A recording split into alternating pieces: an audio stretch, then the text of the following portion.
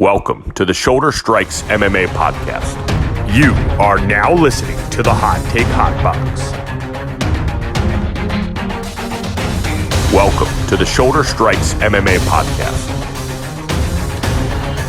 You are now listening to the Hot Take Hot Box. Ladies and gentlemen, it is the Shoulder Strikes MMA Podcast, brought to you by the Hot Take Hot Box.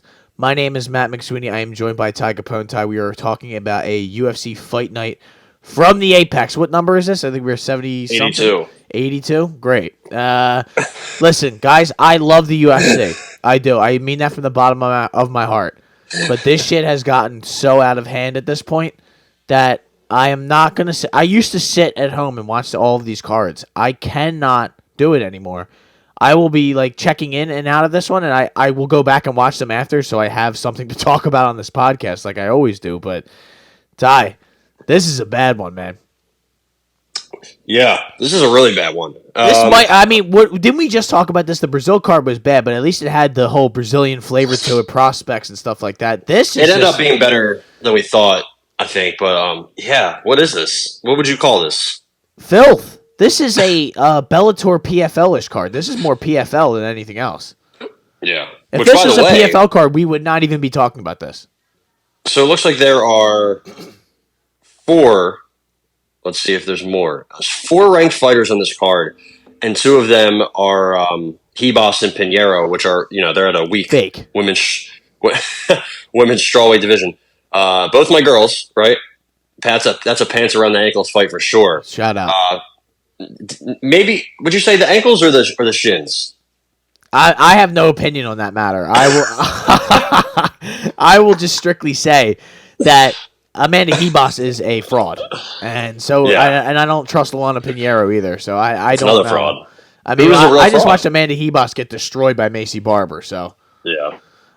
We're gonna go through this whole card, ladies and gentlemen. We have 14 fights. We will hope to make this as quick as possible, but early on, I'd like to make a few announcements and disclaimers. One disclaimer: do not bet this card. All right, if you have any money, do not bet it. But if you are like us and you are degenerate and you like to wager, this card starts at 2:00. This will be a nice little afternoon special here to kind of get you through to the nighttime, to the nightcap. Because when does the main card start here? I would say 5? Probably 5 or 6, I would imagine. Right. I think the prelims will probably be 2-3 hours. If there's really 14 fights on here, if the topology is correct, then yeah, 5 o'clock. We're gonna be here for a while. I mean, the good thing about watching this will be that they will not be wasting your time with a lot of video packages and things of that nature. It will be right to business. Yeah. There's not shit to talk about anybody. They will be dragging guys out by their heels, just pulling them out of the octagon instead of getting medical officials in there, and they will just be playing the whole music and the all right, Chris Leroy Duncan against. You're like, holy shit, that guy's still dead in the octagon. But another thing, scoop him up. I'd like to say, if we are the Hot Take Hot Box, we would be remiss if we didn't say we showing our support and love to Snoop Dogg at this time, as he has given up the smoke. He's decided he's going to walk away from the game. More power, peace, and love to you, Snoop. The patron, what do you think? One of the patrons, fathers of this podcast. What do you think? A passing of the torch moment to Wiz Khalifa? Maybe. Right? I saw a video of Wiz Khalifa opening up a shoebox that was filled with pre-rolls already. So he's still getting after it. Wiz Khalifa was way cooler when I was in high school than he is now, because I still follow him on some stuff, and I had to just unfollow him. He's either kickboxing against Jay Glazer, or he's smoking a copious amount of marijuana. So basically, what and the music isn't the music don't hit the same anymore. I'll say that. I still listen to the old shit. So, but I'm an old man now. But Rolling Papers 1, sheesh. Another thing, Shakur Stevenson, boring fight last night. Tried to watch it. Gave Thursday night fights. I like the fact that it was on a Thursday after football and everything. It was nice. Saw Ariel Helwani complaining and crying about how late it was. Of course. But that's Ariel Helwani. He is a crybaby at this point. So, and that's pretty much it, though, Ty. So, any other? Did I miss anything from the week that we could kind of? I guess we can kind of quickly go through just a little bit of boxing if you would like. Sure. Floyd Mayweather, John Gotti are they're back. Rematch, Super Bowl weekend. That's going to happen. as if we didn't already know what was going to happen the first time. An openly racist descendant of John Gotti and his entire family. Didn't his sister say she was going to literally kill Floyd's daughter? Yes. Okay, and she called her a word. She called them all words that we cannot repeat. So okay. That's going to be interesting. There's going to be, wherever this takes place, I'm sure they're going to have security out the ass. Well, the money team will be there. The money team will be there no matter what. They got some big mofos on their side for sure. But yes, does Shakur Stevenson becoming a 3-division champ in a 9-fight span impress you at all? I think that accolade itself is impressive, yes, but watching him fight, I would say, take this as a compliment if you want, but he is the most like Floyd fighter that probably exists in boxing now. I don't know about, obviously not as good, but I'm saying the style-wise, he really is a hit and do not be hit kind of guy.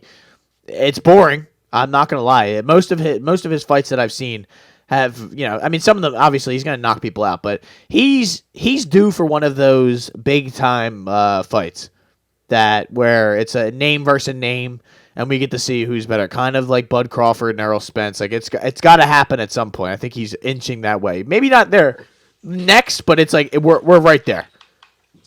Well, funny enough, Frank Martin and Vasily Lomachenko turned down this fight, so I think they are not to be excused or absolved of any kind of criticism. That's true.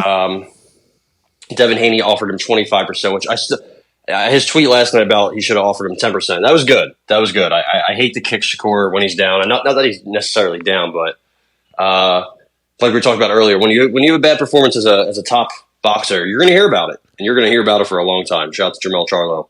And people were booing. It was very apparent. It was boring. It was boring.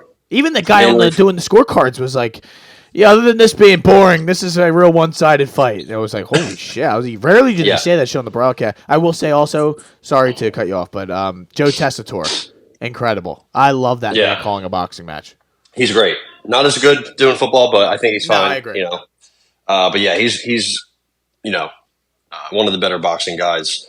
I think Shakur had a plus 20.3 plus minus rating, which I believe is based off strikes landed and absorbed. And the only ones who have ever had that kind of rating are Floyd and Lomachenko. So good company, but also, he's kind of like a less polished version of those guys, right? We haven't seen him test it at all. So it would be really nice if somebody, if Devin Haney didn't disgracefully offer him a 75-25 split, which I guess now isn't that bad of an offer, and he probably should have taken it, Shakur, because listen, all you got to do is win one fight against one name, and you're the man. That'll really elevate you. I feel like he's going to be a fighter that fights up and down to his competition. Sometimes early in Errol Spence's career, he would kind of do the same thing. So, yeah, he's still maturing. I think he's still trying to find his right weight class. I think he probably will settle in a welterweight, maybe not welterweight, 140,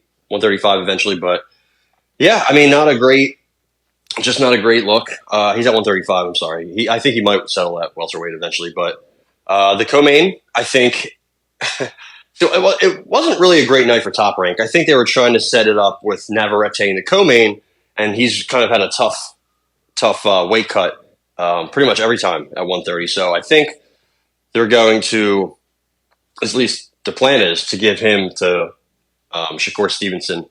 Maybe not next, but eventually. But he fought to a draw against Robson Conceição. Pretty good fighter. He's lost to Shakur and Oscar Valdez, two of the best. Navarrete knocked him down twice, and that's really what saved him. So, yeah, Emiliano Vargas, son of Fernando Vargas, he's 19. Got another knockout. He's going to be nasty. I think he's 10-0 or 8-0. Again, only 19. Other than that, no. The boxing world's...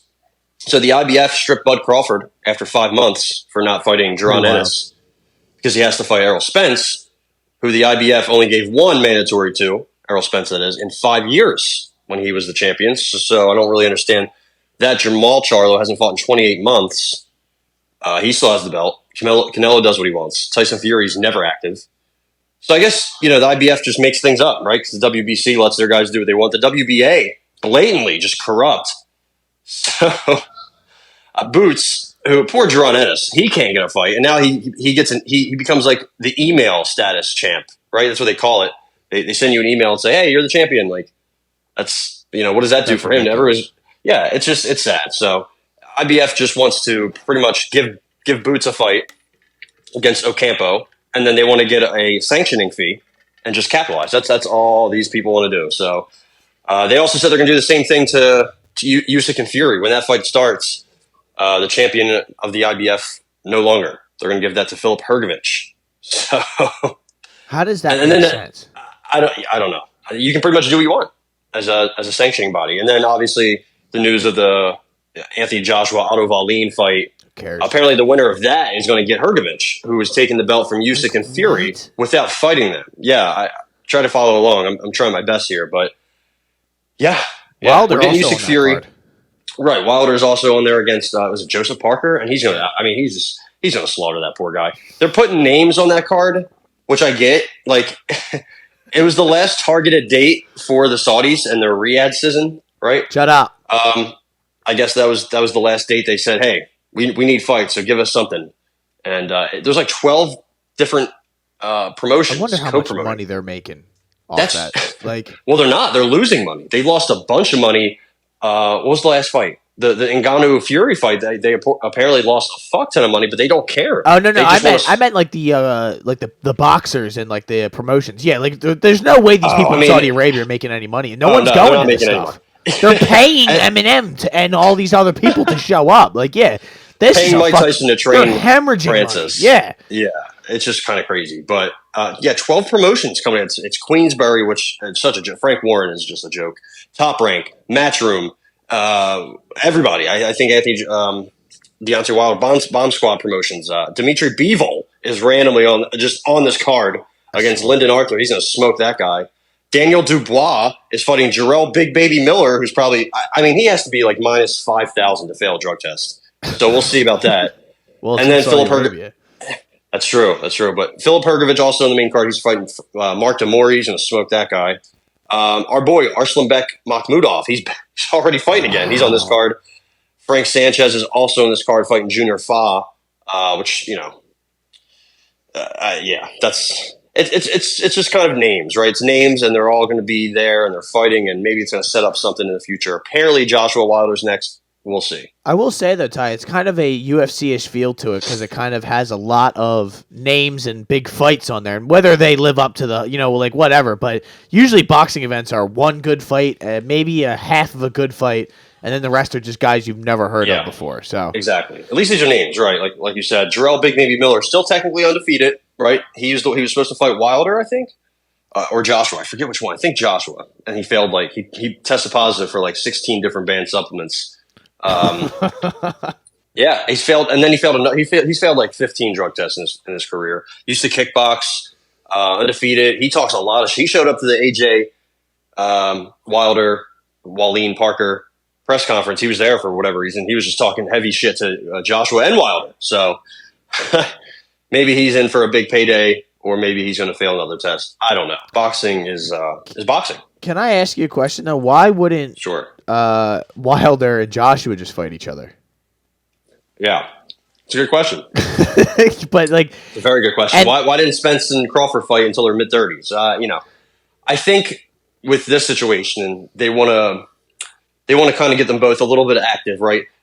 Listen, Anthony Joshua has been active. Nobody else is active in the heavyweight division. Not Fury, not Wilder, not Usyk, not anyone.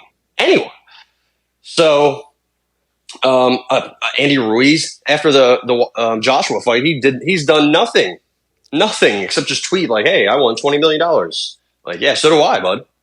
But yeah, I guess they kind of want to get Wilder back. They want to put this whole thing together and then target something. I don't think they're going to go back to Saudi for the Joshua Wilder. I think that you have to put that at Wembley.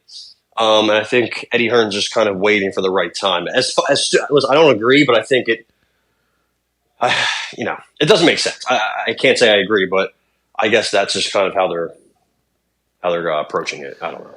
Yeah, I've kind of gotten a little bit into the boxing. I mean, the fun thing about boxing is, from not being a huge fan of it, is kind of following the little politics that go on behind the scenes and just seeing the different. Like it blows my mind how like easily some of these guys can skate through their careers without having a serious fight. Then they're 33-0 and they get absolutely cooked because they're fighting the first guy that's actually on their level in their life. Yeah. So pretty much, but. Yeah, it's going to be a good end of the year for boxing. So you're jumping on at the right time.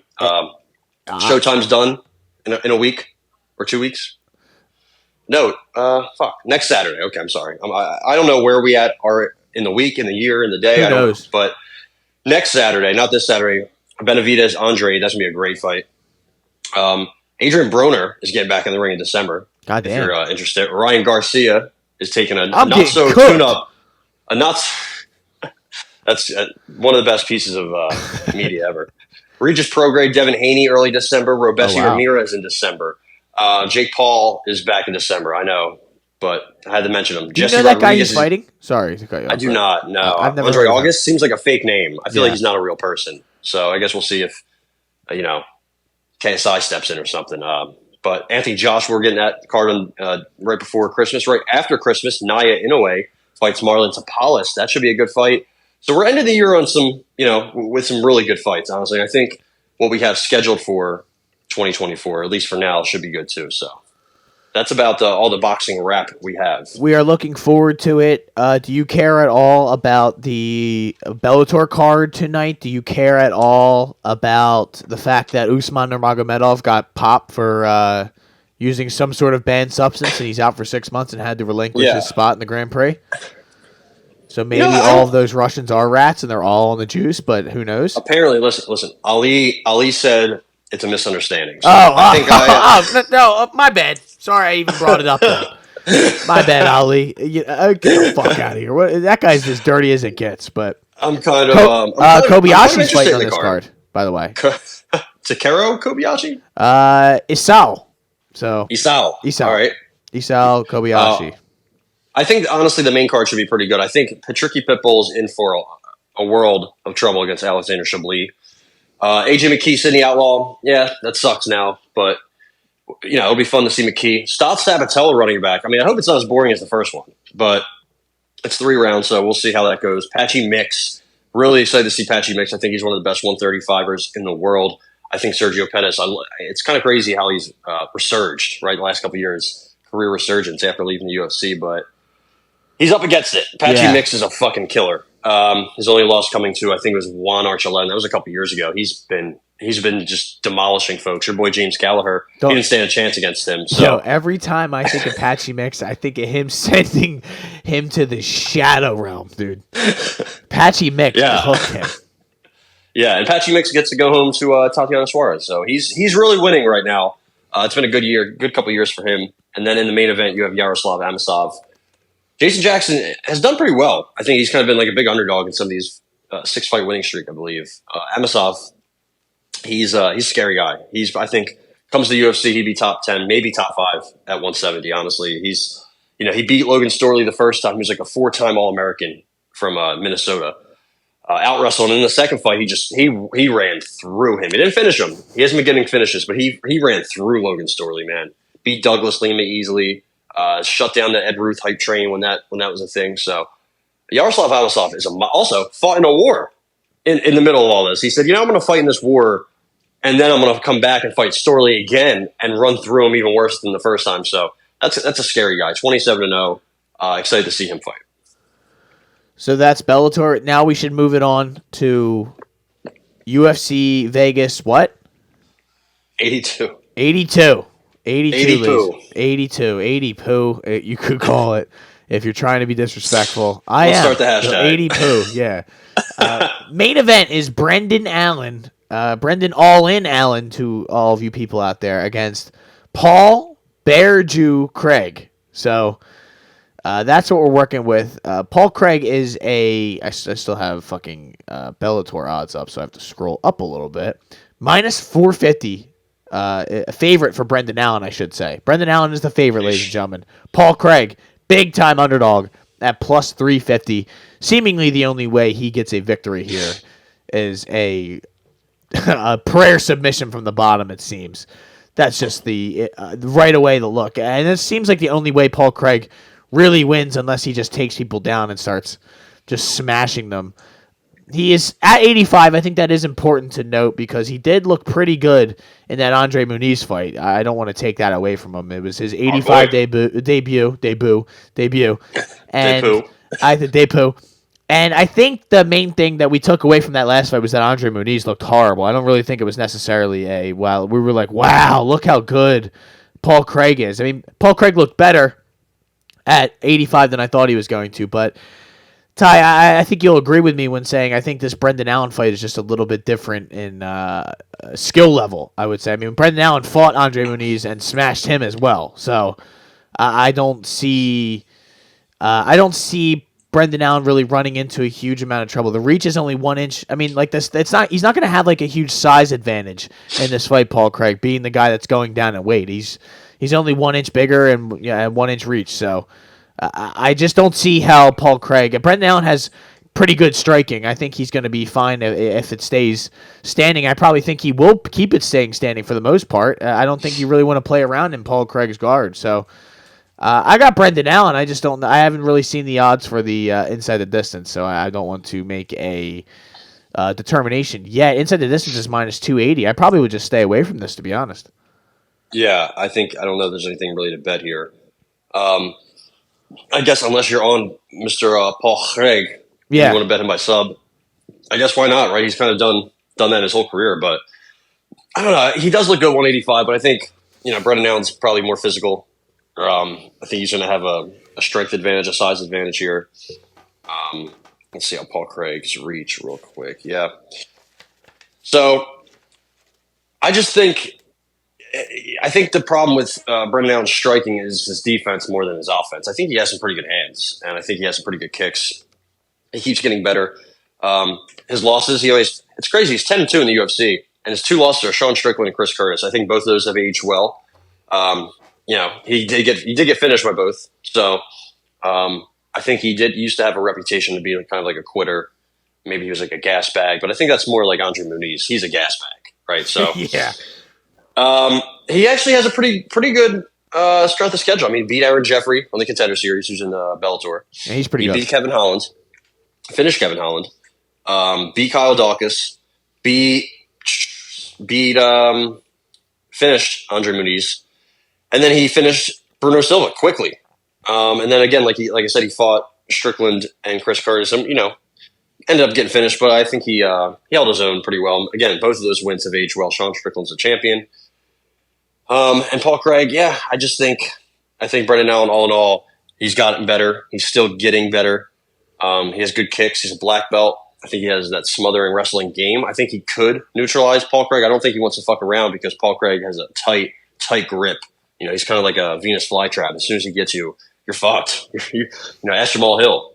He tried punching Paul Craig with his broken arm, which is kind of crazy. But I just think it's hard to bet on Paul Craig because he plays on his back a lot. He's been chin checked multiple times. Now he's moving down the division. Yeah. So I don't, that's not the best for your chin. In theory, I guess you're fighting guys who don't hit as hard, but Brendan Allen hits hard, man. I know he's a world class striker, but I really think he has come a long way from when he used to fight when he tried striking out with Sean Strickland and got just pieced up. Same with Chris Curtis, Paul Craig is neither of those guys. He doesn't even have Bruno Silva striking. So I guess maybe if you want to take a shot, it's like Paul Craig sub or Brendan Allen TKO. Maybe if you think, but I think Brendan Allen had three fights in a row with a rear naked choke, four of his last 5. So I think that's probably what he's going to do. Try to ground a pound, and then open him up, take his back. He might honestly get a ground pound. I think that could be a sneaky play, but I think if he beats up Paul Craig, we can see Paul Craig. Has Paul Craig ever been? I believe he has. Right? Yeah. Yeah, I think he's been submitted a couple times. No, just once. It was. I feel like it was in the UFC, though, wasn't it? Jimmy Crute moored him at the very end of that fight. So, and again, that's when he was tired. So I don't know. Maybe if Brendan Allen really wears on him, which I think he can do with that style he has. And again, the weight cut, maybe it's fine, but I think maybe the longer this fight goes, it's probably not good for Paul Craig. Brendan Allen has not going. I don't think either guy have entered the 4th or 5th. I don't think any of them have gone that far. But Brendan Allen has, I think, a better gas tank. I'll say so. He's my pick. I'm not going to bet anything. I don't think. Yeah, I mean, yeah. All right, let's hear it. I believe you called it a sneaky play, and it was the first thing I thought and saw when I thought my laptop just froze, so that's why I just stopped. Everything just stopped moving. TKO is plus 125. It's what I saw on here. Submission is plus 150. You can get it as high as 230, which I do like as well. But I'll be honest, I just see Paul Craig going down. At some point, he's going to get hit on the feet, or if he gets taken down, he just does not take shots well. I've seen this man sit on his back and get his head bounced off the canvas. I think it's the night that Brendan Allen gets his second TKO in the UFC, and it's going to be a plus 125 hit for the boys. So there we go. There is my play. Allen TKO plus 125. We keep it moving. Ty, this is a pretty good fight right here. Jake Matthews. I gotta get myself all worked up. You people don't know my dog was just freaking out downstairs, so I gotta get reset down here. Sam with the first round TKO. We got Jake Matthews, Michael Morales. Michael Morales, we have both kind of been fans of, at least in the prospect game. He's 15-0. I think the last time he was out there was one of his better performances, even though he didn't knock the guy out. He was kind of in trouble. He kind of got pushed to the limit by Max Griffin, okay, not that great, but he is a sort of just the ultimate UFC vet, where it's not an easy night out anytime you fight a guy like that. It's kind of going to be similar in this fight, you would say, right, Ty? I mean, the only thing with Jake Matthews that worries me in this fight is that he doesn't really take a shot well. And I think he's going to get hit at some point and hurt probably. So I don't know. Minus 300 for Michael Morales, plus 260 to 250 for Jake Matthews. What do you like here? Do you like anything? Is Morales inside the distance plus 105, 100 intriguing? What could we really bet here? I guess that, I mean, KO or TKO seems kind of obvious. I think he's going to knock him down, hurt him, and then polish him off. I mean, Jake Matthews doesn't have a good chin. I've bet on Jake Matthews at times in his career, but man, if you look at his record, it's not great. Or at least his strength of schedule. I mean, look at his wins. His last couple of wins have been Darius Flowers, Andre Fiallo, Diego Sanchez, Emil Weber-Meek, Rostam Akhman. I honestly don't even remember him. Shinsho Ansai, don't remember him. Bojan Velikovic, don't remember him. Johnny Case, definitely don't remember him. And Akbar Ariola. Yeah. I feel like these names were made up. Yeah. Akbar Ariola. That's his name. Yeah, that sounds very weird. He's Spanish, though. He is a Mexican gentleman. El Caballero, yeah. So I think that, Johnny Case, that's the most AI-generated name ever. Deshaun Johnson, Wagner Rocha, all of his wins, I've heard of none of them. Yeah. Almost. That's crazy. But he has been around for a while. I think he's a good grappler. I think he's strong, but it seems like his durability is shit. His chin is shit. And it seems like his IQ is just not good, right? Like, when he fights a very well thought out and good fight, he looks pretty good. But, he's only done it against low competition, and he doesn't do it often. He's very inconsistent. I don't know if he has any edge here. I think Michael Morales, the only worry about him is he's kind of a slow starter, kind of lets guys stay in the fight, right? Yeah. I think maybe eventually he hasn't lost yet. So I think when he does lose, it's going to be it's going to be a bad one. It's going to be a fight he probably should have won, and he's going to lose. He's going to gas out and get hurt or something. Going to get himself caught. But I don't think it's going to happen here, man. I think he has so much power here. He's more of a dog than Jake Matthews. I think he's going to smoke Jake Matthews, honestly. Maybe not right away. I think maybe it's going to be a slow second or third round. But I think as soon as he feels his power, Jake Matthews, I think he's going to go down. So he got knocked down 3 times against Semmelsberger. I don't think Michael Morales is going to let him off the hook like he did. So, yeah, I like him inside the distance. Should we do TKO? Maybe there's going to be a sub. I don't know. Yeah, TKO is plus 135, 130, and the inside the distance is plus 105. I don't know if that's enough for me to kind of not have that option for a submission. I don't know how many. He's only got 1 sub on his record, and I doubt it's going to be against Jake Matthews. So yeah, he's a good grappler. So Yeah, I like TKO. Let's do it. I'll take TKO. How about that? Yeah, I'll be upset if it doesn't go our way, but yeah, plus 135 is fine. I can't see him letting Jake Matthews off the hook, and I can't see Jake Matthews going the whole fight without getting hit. Even if he takes him down, I think Michael Morales is solid on the ground. I think Michael Morales is strong. I think he can work his way up. So we'll see. I think this might be an ugly fight.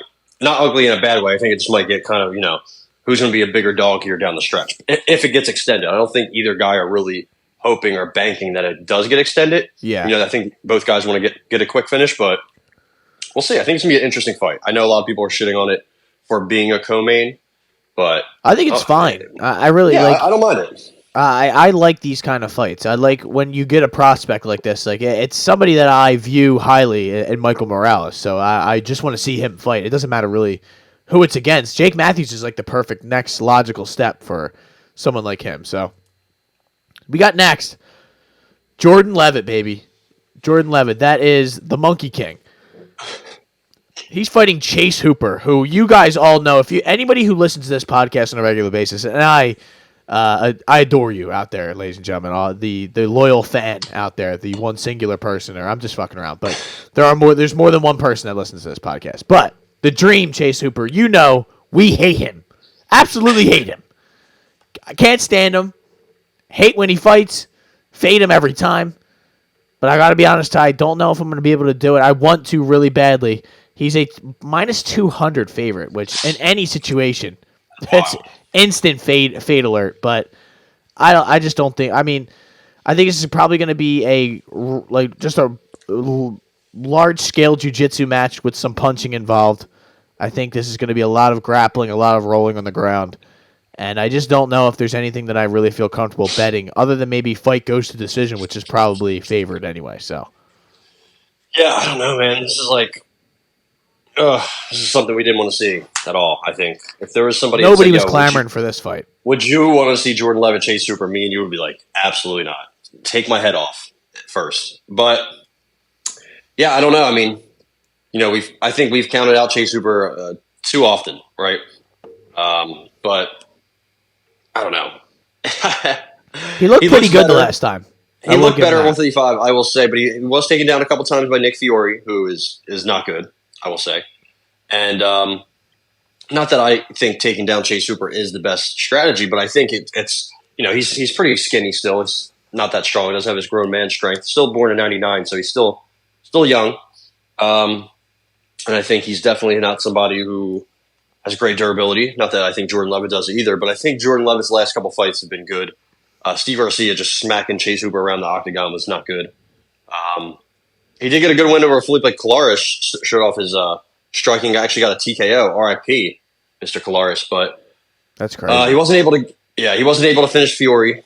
Levitt, at least in his last fight, I don't rate Victor Martinez that highly at all, but he did have a pretty good Contender Series fight, and Levitt got Victor Martinez out of there. Levitt also got a win over Trey Ogden. Again, not the best fighter in the world, but beat him, has finishes. That slam finish I just watched the video of the other day. That was crazy when he slammed Matt Wyman to sleep. And then that Paddy Pimblett fight, he got finished and he got beat, but I think he was in it, kind of in the fight, right? I don't know if he was winning at all, but I think he was kind of in it. The strike totals, the numbers weren't that bad. He took Paddy down a couple times, but man, I don't know. Are we gonna go? We're gonna go Jordan Levitt here. I think we are. I'm going Jordan Levitt money line plus 175. I think we got to do it. I can never get out of my head that. I know it was 3 years ago, and I know Chase Hooper is much better than he was then. But him almost losing to Peter Barrett is something I can never forgive him for. And he heel hooked him at the very end of the fight, but he was getting beat up, and he was losing. It's to Peter Barrett. To Peter Barrett.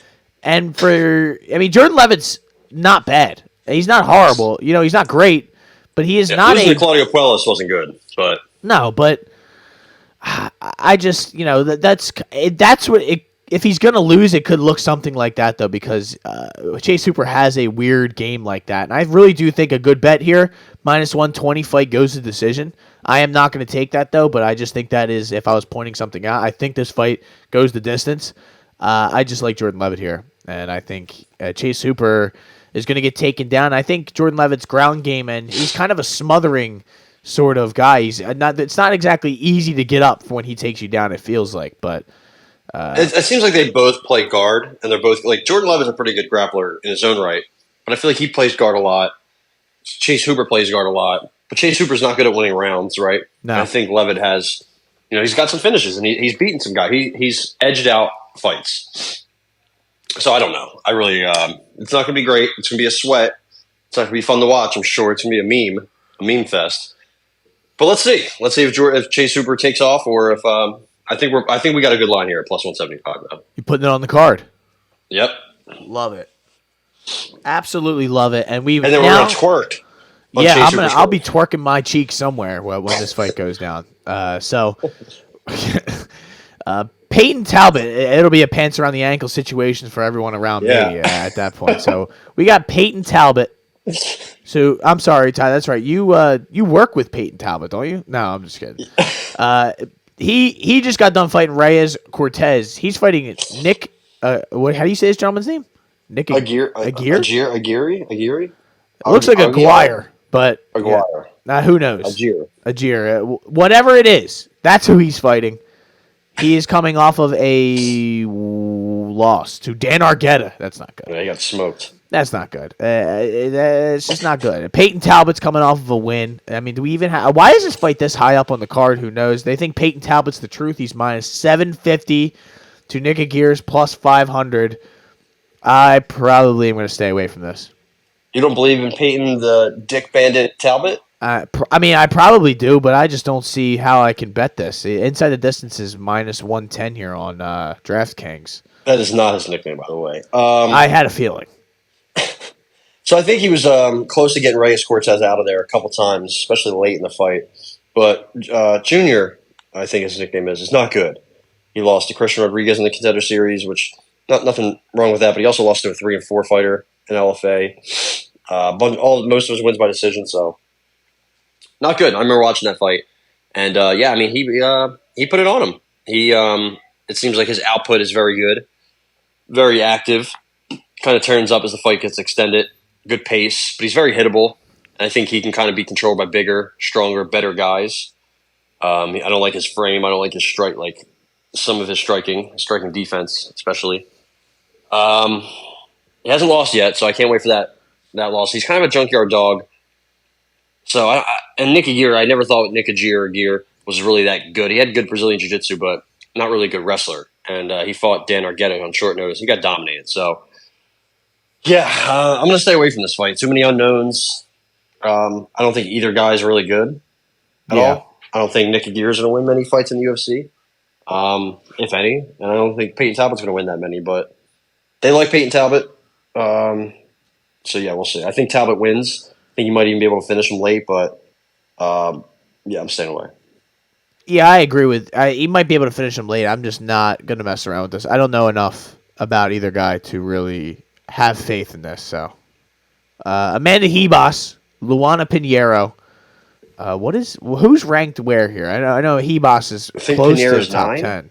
What? Jesus. Amanda Hebos is minus 250 to Luana's plus 200. Minus 240, plus 200. I don't know if I said that correctly, but didn't sound right coming out of my mouth. Luana only has one loss, and that was back in the day to Chris. How the fuck do you... Macefer? Whatever. Doesn't seem like a real person again. Seems like a generic 2K character that you would be some guy who comes up and talks to you in the locker room. Barely won that Michelle Waterson-Gomez fight. I think I agreed with that, but I thought it was very close, and it just kind of...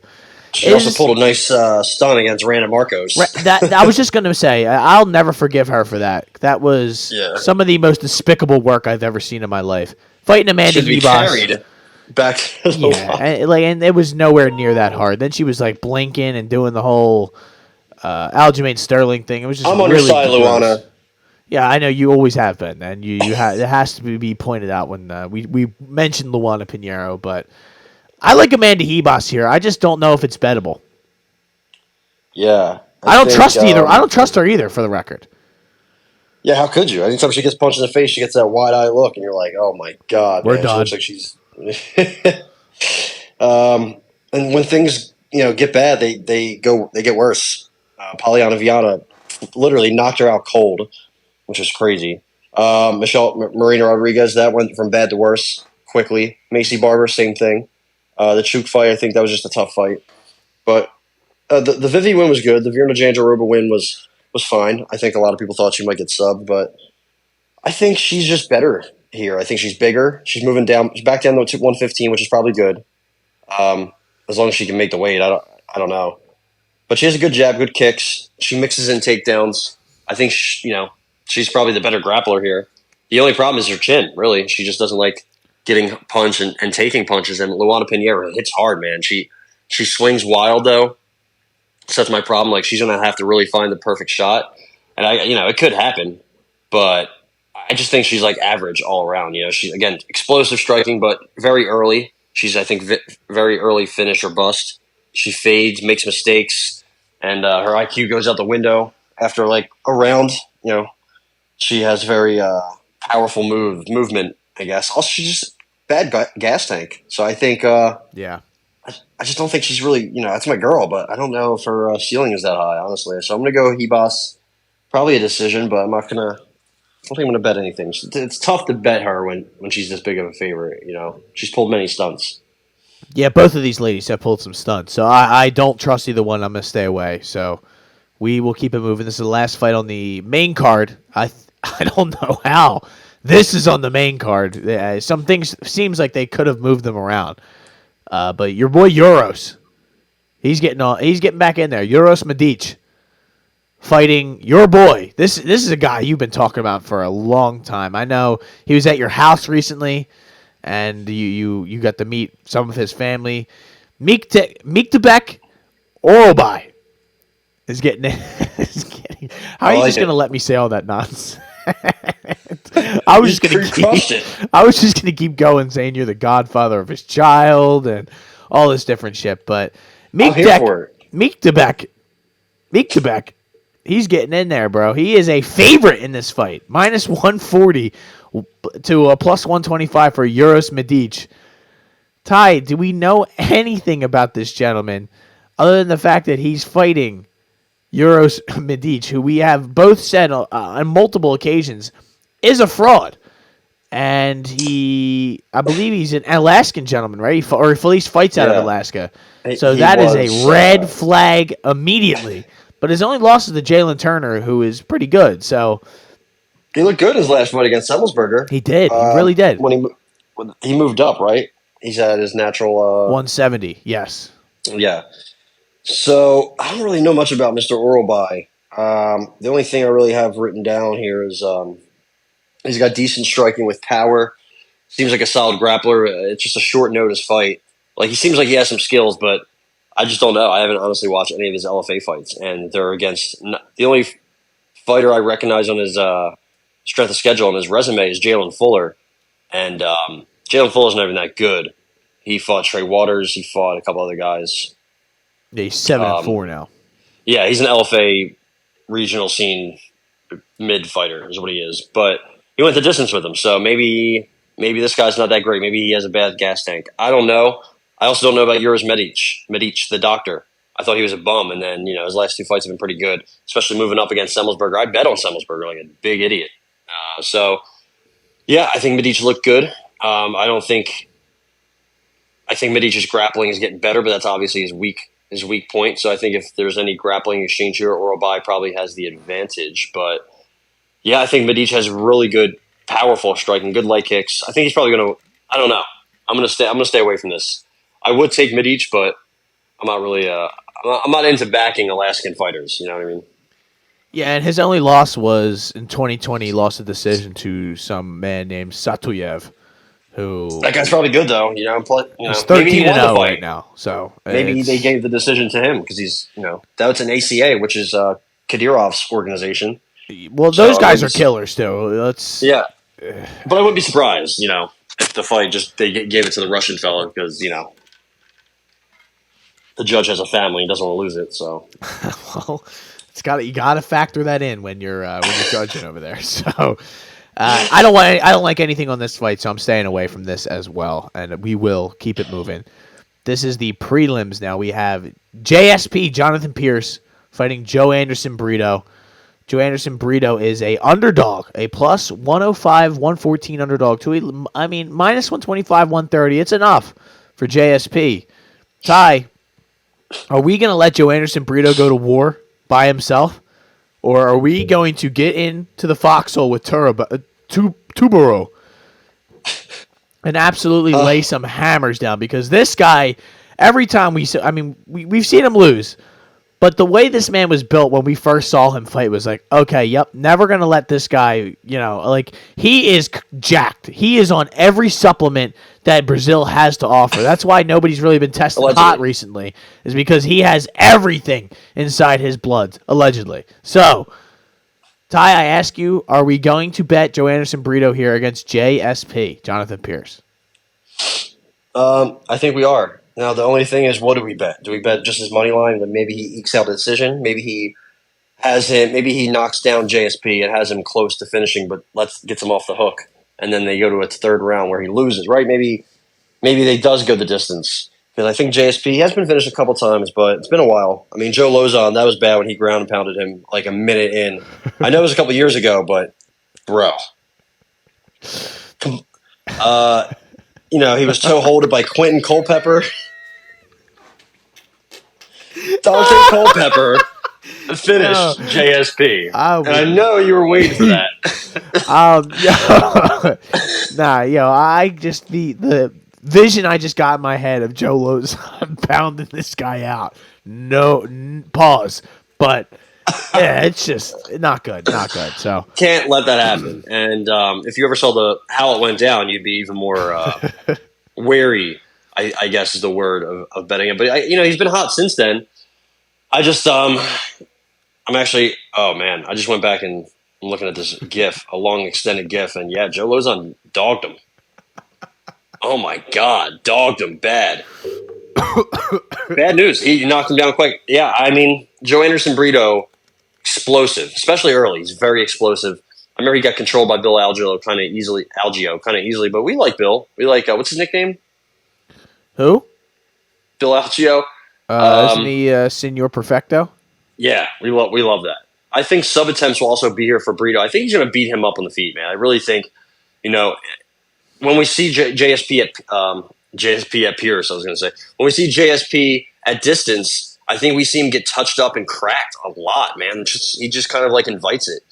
Christian Rodriguez was kind of getting away with that.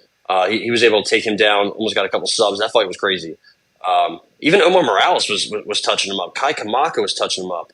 Again, we saw with Joe Lozon, just demolished him. Again, I know that I guess his most recent fights haven't gone down that way, but look at his most recent fights. Makwan Amirkhani is not going to offer anything on the feet. And Darren Elkins, he will against somebody who's on his level, but he's old and decrepit at this point. So I just think Pierce is like a takedown mat return guy. I think that's probably what he is, what he's going to do. Hittable, got good cardio, pace, wrestling. That kind of combination might be the X factor here. But here's also a good thing to know about this fight. He tore his ACL like 6 months ago, JSP. So combining everything that we know and everything we like about both guys, give me Joe Anderson Brito. I would not be surprised if he polished him off early. I think, like I said, he's going to crack him on the feet, and then JSP might shoot. Boom, guillotine. Joe Anderson Brito has guillotines. He put what's his name? Diego Lopez. He had him, I think, in a guillotine at one point. So yeah, give me Joe Anderson Brito, and I'll see what you like prop wise, and maybe we can double down or something. Yeah, I would like to double down, but I think it's just the money line itself is worth it. I think it's the plus 110. Anytime you can get an underdog, that's what I'm learning. I have to stop betting the inside the distance every 5 seconds because that seems like it's been killing me recently. So if I can get an underdog money line at plus 110, something like that, even if it's just a little bit of a hit, I think we got to take it. And I think Brito does get him out of here, though. So I think I am going to be with you. I don't want to be a coward. He's going to finish. If he wins, I just watched the replay of Joe Lozon putting him to sleep. And And he hits him right away to begin the fight, and you see his legs just buckle, and you're like, oh my God. Yeah.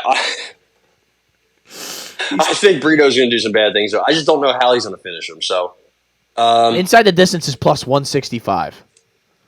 Yeah. So I think give us a little bit of both. I think we're gonna double down here, and it's always good to have a double dip. Plus 165 inside the distance for both of us, and we keep it moving. It's gonna be a great hit, or it's gonna be a real sad day when this. Last time we double dipped, the guy got sick before the fight. So that was good. Yeah. How about Chad and Hellinger? This is a guy who you love as well. This is another guy who you've said is going to be the next GSP, not JSP, the next GSP. He's fighting Jose Johnson. I can't believe that they're like, why are these two fighting each other? I don't know. Does the UFC know? No, they don't know either. I don't think anybody knows. I don't even think the fighters know. Somebody has to tell them. Do they even have odds for this? That's what I'm wondering. Here we go. Ann Hellinger is the underdog at plus 170, 165 to Jose Johnson's minus 205. Now, Ty, explain that to me, please, because I know Chad stinks. I know that. I know that's what you're going to tell me. And he's 36. So does Jose Johnson, Lobo Solitario, who has a red flag. You know, the fact that he just got absolutely. You know what? He absolutely got eviscerated. That's right. He didn't only get eviscerated. He got twisted. You can't get twisted in an MMA fight. I will say, it was a guy who has twisters in his repertoire. I guess I can't hate that much. I'm sorry. And I don't think Jose Johnson is good at untwisting, I guess, if you will, or detwistifying. I wouldn't be either. Yeah, I'm all twisted. My brain has not been able to untwist itself ever. So I will tell you this. Chad and Hellinger, I believe, is coming off of a nice layoff. And I think he had a shoulder issue. Let's see if he had did he have a surgery? Let's see. Fought last September. Yeah, if he had surgery, that's an instant fade. Shoulder surgery, instant fade. Yeah, I guess he hurt it. Did he hurt it against Jesse Strader? Do you remember the Jesse Strader fight? Broken nose and shoulder issues. New gym, changes in camp. Yeah, that's a lot to go on. That's a lot to have happen. Also, he's almost 37. So, give me what are the odds here? Jose Johnson is a minus 210 favorite. Oh, Jesus Christ! That's what I'm saying. I'm staying inside the distance? I'm staying far away from this, but I will tell you, inside the distance is plus 150. This is the 15-8 Jose Johnson. I think we're getting back in the winning column here. Let's see. What does he have? Yeah, I think we're going to get inside the distance. Give me Jose Johnson inside the distance. We're getting right here, baby. We're getting right. We're getting back in our ways. It could be a triangle, like he triangled against Mo Miller. Remember that fight? Yeah. I don't know. We'll see. Maybe. I'm sitting there bated breath. Or he could knee him to death, like he did to Pipe Vargas. You remember Pipe Vargas? That's our boy. Yeah. I actually can't forget Pipe Vargas because that's the craziest name I've ever heard. Remember he beat Saeed Yukub. So he's good in my book, Mr. Pipe. He is on a 3-fight losing streak, so maybe the pipe has been put down. Well, you know who else put the pipe down recently? That's Snoop Dogg. Thoughts and prayers with Snoop Dogg at this time. So yeah, listen, I am writing down some of the bets that I missed over the last couple of ones. But he has Johnson inside the distance plus 150. I do not. Let me clarify. Let's go. I don't. So this is the spot. Ty's telling you this is his max mega whale play of the day, which is Jose Johnson. I think he's much bigger, he's much longer, better striker, especially at distance, and he's got some submissions to his game. So, listen, I'm anybody that gets shoulder surgery and fights again, fading. Absolute. That's one of the mega whale fade. What do you want to call it? Trends, right? This is the mega whale trend, if you will. The shoulder surgery, instant fade. We just saw it with Yuri. So I'm just saying. Well, we have 6 fights left to talk about, so we better start picking up the pace. We got Christian Leroy Duncan getting back in there after I believe didn't he just lose? Yeah, to Armin Petrosian, which We both like Armin Petrosyan. I think I had Leroy Duncan, to be honest, but which I had. Yeah, which you had for sure. He's fighting Dennis Tiuliulin. So this is an ultimate get right fight if you ever could have one. When they've put Tiuliulin in there, I'll never forget when my boy, shout out to my picks guy, PRV. He's out there. He made a pick last week. He had Dern money line, which he hammered and got cooked. But I remember he had Dennis Tiuliulin against, I think, Jung Young Park. And I was like, dude, bad bet.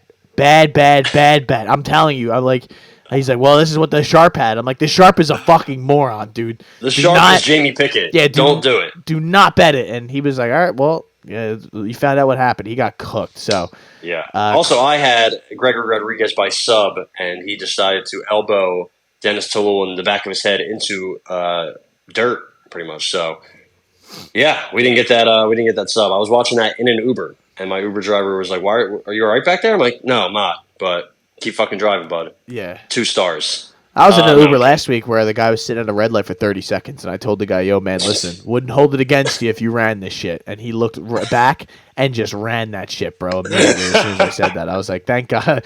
I think he's like worried I was gonna like report him or something like that. He was like, "Nope, I got it." Push dude. it, bro. Yeah, push it, CJ. Like, dude, hey, honestly, bro, do your thing. You know, if you don't want to go, that's fine by me. Break some laws. I don't care. But if you want to break this law, I am with you on this.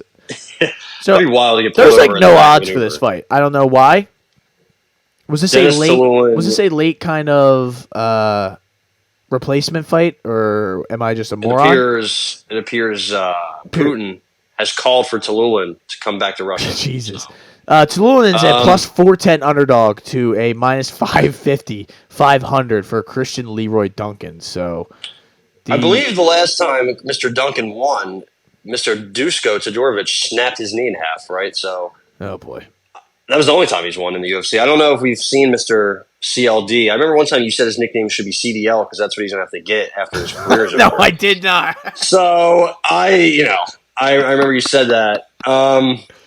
He has a win over Will Curry. 2 wins over Will Curry. That's our boy.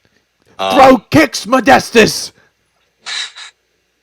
Who got a good win last weekend over Walston Henrique. We love Will Curry. I do, dude. Get him in the UFC. I need to see him scream more. Yeah. What are we talking about? No. Does Christian Leroy Duncan only has 1 sub? I was going to say he's going to sub Tiuliulin because Tiuliulin just, as soon as he gets mounted and pound it, he just taps. He just starts tapping. He's like what we call insta-tap. But I don't know what's going to happen here. I'm just going to skip this fight, so how about that? I would bet TKO at whatever number I can get it at. So I have written down Tiuliulin, short notice with 0 cardio, comma, LOL. So that's what. So there you go. That's where I'm at. I can't find it anywhere. I don't know what the TKO number is. So if you can get it, must not be a real fight. Then yeah, it's probably not even happening. I probably got canceled and I don't even know about it. I think TKO is good because he's a pretty good flashy striker from what we think. So we got Mick Parkin. I know you were saying Mick Parkin is overrated and a fraud. I did not say that. I would love to know who rates him. He fought Jamal Pogues last week. Last time out. That would have been fun. I was going to say, my God, quick turnaround. Holy shit. He's fighting Caio Machado. I don't know who Caio Machado is. Did he fight on the contender I will tell series? you. He fought Kevin Saflarski the same night that Peyton Talbot fought Reyes Cortez. Also, Kevin Borjas fought Victor Diaz. Our boy Tom Nolan put that dude Bogdan Grad to sleep. I think that's right. That was bad. Poor Bogdan, Cesar Almeida also won a fight and got a contract. Kevin Borjas won that night. That's right. Yeah, but Machado Zaflarski was this Polish dude who was supposed to be I think he was a big favorite. Let's look at the odds. No, not big favorite. He's a slight favorite. Yeah, square ass performance. That fight was bad, like so boring. But Caio Machado, I guess, won, and they're like, since you won the fight, you automatically get a contract. Mick Parkin, I don't think this guy's really good, but he's 1-0 in the UFC. He beat Jamal Pogues, who's a name. He outboxed Jamal Pogues after he outgrappled that Neves absolute stiff, Eduardo Neves. It looks like he has a win over a guy named Ashley, so he beat a woman. Oh, come on. So that's what Mick Parkin's doing. Yeah, no, I don't. I have no idea. I mean, neither of these guys are good. Neither of these guys are going to win more than 2 UFC fights, I think. Yeah, Mick Parkin won. He won the 3rd round in his first fight that went to a decision, at least. So I guess maybe he's not that bad. He's just not that good. But the guy with Machado, he was on the Canadian regional scene. That's a red flag. He was tired after the first round. Red flag. Yeah, and he still won. That was the craziest part. So Kevin Slafarsky, how bad is Kevin Slafarsky? Yeah, pass. Give me Mick Parkin inside the distance plus 100. Sure. Lucas Alexander, this is the guy you were talking about earlier, who lost to Joe Anderson Brito. He got rear naked choked. I think he retired Stephen Ocho Peterson as well. So that's an honor, truly an honor. He has a win against Jacob Kilburn as well, which that doesn't mean much, but he's fighting Jekka Seregi. Is that how you see Tendagon Mount?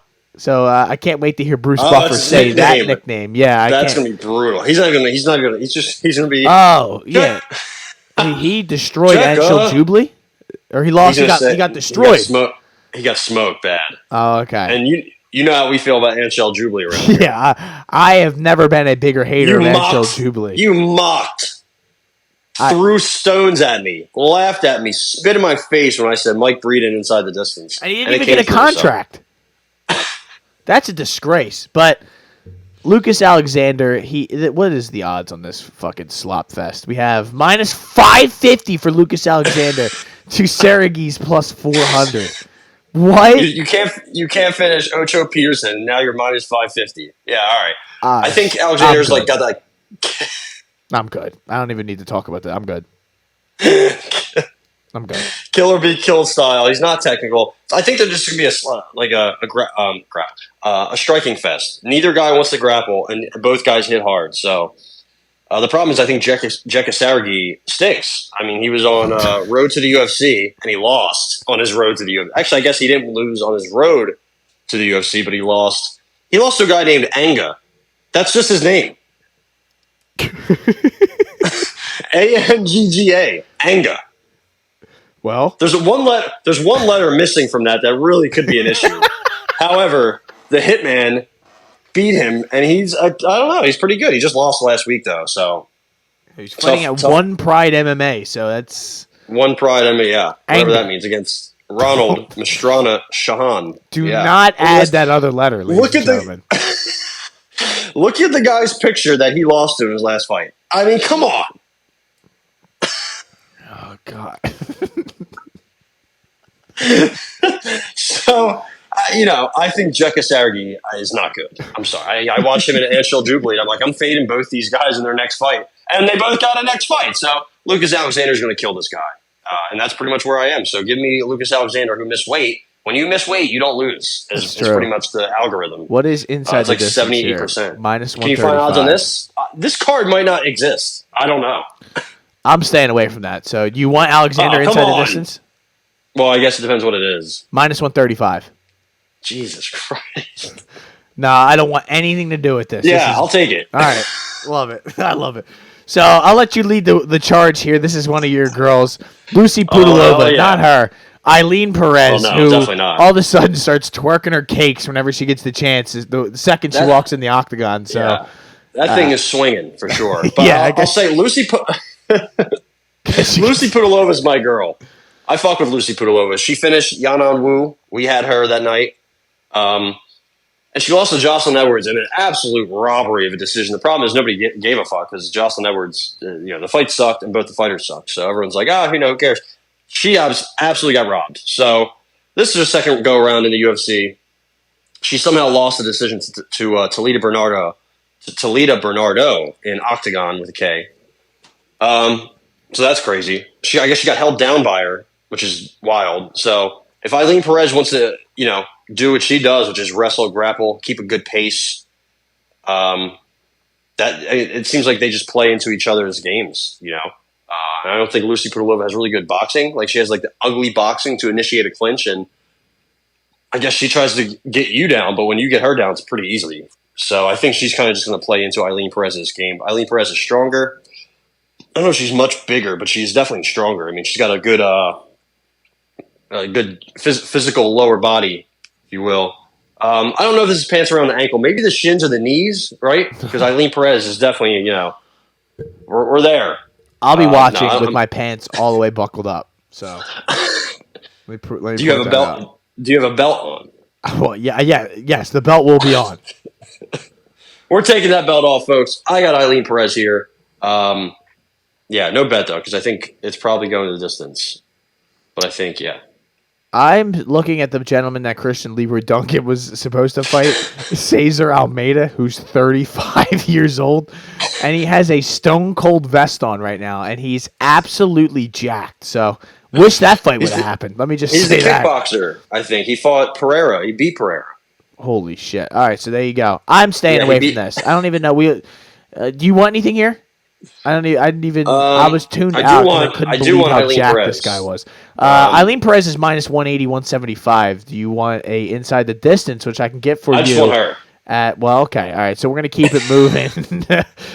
We got Nicholas Mota versus Trey Ogden. Trey! Let's go. The Samurai Ghost. Trey Ogden. Sure. He... with a great win against Daniel Zellhuber. I will give him that, but he has lost to Jordan Levitt and Ignacio Bahamondes. So that doesn't exactly look great on the record. But Thomas Gifford also. Remember that dude? Thomas Gifford guillotined him twice. Thomas Gifford. Oh my god! Do you remember Thomas Gifford? He got a young lion. Oh boy, I do remember him. He got absolutely eviscerated by Mike Davis and Roosevelt Roberts. Yes. Yeah. And I guess whoever Cliff Wright is also sent him packing. Sounds like a generic ass name, but it is. It probably there's a lot of generic names going on, but yeah. What do we like here? I don't think we like anything. Nicholas Mota has been knocked out pretty much. You don't even have if you have like just the slightest touch of a finger, I think Nicholas Mota might go down. Come on, man. Dude, Jim Miller knocked him out, and he didn't knock him out. He fucking he walked through him like he was nothing. He looked like fucking Mayweather. Robert Hale beat him into oblivion. Antonio Carlos Ribeiro, I believe. That is not who I thought it was. Never mind. He smoked him. Manuel Torres hit him with a elbow. That was crazy. Yep. His only win, Cameron Van Camp, who, he's what's he up to these days? I think he's just BKFC recently. Yeah, he just got smoked by Jeremy Holloway. So things aren't going right for him. He has the worse chin than Mota. But Trey Ogden in all his fights has 0 knockouts. Not one. So, I don't know. I have no idea what's going to happen. Yeah, there's really nothing to bet here, honestly. It's maybe Mota's a favorite. What he does. He's minus 130 to a plus 114, 110 to Trey Ogden. So I'm staying far away from that. I'm trying to be smart here. I want nothing to do with half of the shit that's on the bottom of this card. Yeah, so. I don't think. I think I'm good. Charles Johnson, Rafael Estevam. Rafael Estevam looks like a character from a movie of some sort. How big are these guys? 125ers? I believe he was in a movie. Well, I would. The Contender Series 2022. He missed weight? Yes. That's great. If he's Brazilian, there's a good chance he missed weight. That's true. He's the favorite. Yeah. He also almost missed weight I think he did miss weight, and that's what forced the cancellation of his Zalgas Zumagulov fight. So I think maybe it's an issue for him to make 125. I don't know. Who am I, right? But I will say, in this fight on the Contender Series against Joao Felice, Elias, Jesus, Felice, what am I doing? What am I reading? Joao Elias, he didn't look good. It's been a struggle getting to this card, dude. It's been a struggle. There's 500 fights for some reason. He did not look good against Elias Estevam, I'll say. He ended up getting him out of there. But Elias just goes 100 miles per hour within the first 2 minutes, kind of like Terrence McKinney. So he was gassed by the first round, went to the second round, and ground and pounded him pretty well. But he's been knocked out before. Fought Bruno Correa to a draw. That's not good. If you can't beat Bruno Correa, what are you doing with yourself? But what we got? Charles Johnson? Charles Johnson's a plus 130 favorite to Estevam's minus 155. This is the easiest play of the year, possibly. Give me Charles Johnson money line. I think he's going to get this done pretty easily. Honestly, I think he's going to smoke this guy. He's going to get some takedowns. He might get taken down himself. He loves getting taken down, but I think he's going to work his way up, outstrike him on the feet. Estevam has a black belt, but he has power on the feet, but he is messy. His gas tank's weak. His ground game is really good, but yeah, I got Charles Johnson here. Charles Johnson money line plus 130. I have nothing again. I can't lie to you people. I like Estevam here, but I don't want to bet him. So, Ty, I think we've made history here. This is the first time in podcast history I think I have less plays than you. I love it. This is the first time you have more plays. You have 7 plays. I have 6. It's the first time I'm probably under 10 in the history of this podcast. So I think you need to hop on board. I'm not hopping on anything. So I'm staying right the fuck where I'm at. And I'll barely bet any of this card because I really do like Allen TKO. And I like Levitt moneyline at plus 175, and I like Brito. Those are like the 3 that I really like. Other than that, I'm gonna bet it, but I'm not. I can't, right in good conscience, give it out to you people. Come on. No, I'm not gonna lie to you. I mean, I like Trey Ogden. Like I like all these guys who are gonna get cooked. So I'm not gonna do that. I'm not gonna watch Nicholas Moda put Trey Ogden into an ambulance. It's not gonna happen, and I'm gonna lose money on that. Fuck out of here. I will. I'll be there no matter what. So I will be there no matter what. Shout out to Mbappe. But how about that is the Shoulder Strikes MMA podcast brought to you by the Hot Take Hot Box. That is UFC Vegas 82. Hope you all enjoy it wherever you do enjoy it, and watch the entire fight and do not miss all the fights and do not miss any single punch or action. Or any sort of violence. Or twerk. There's going to be a lot of twerking tonight. There will be twerking. Perez, Jordan Levitt, me in my crib. So there you go. Ladies and gentlemen, Shoulder Strikes MMA Podcast. My name is Matt McSweeney. I'm Ty Capone. And as always, folks, remember, do not fly spirit.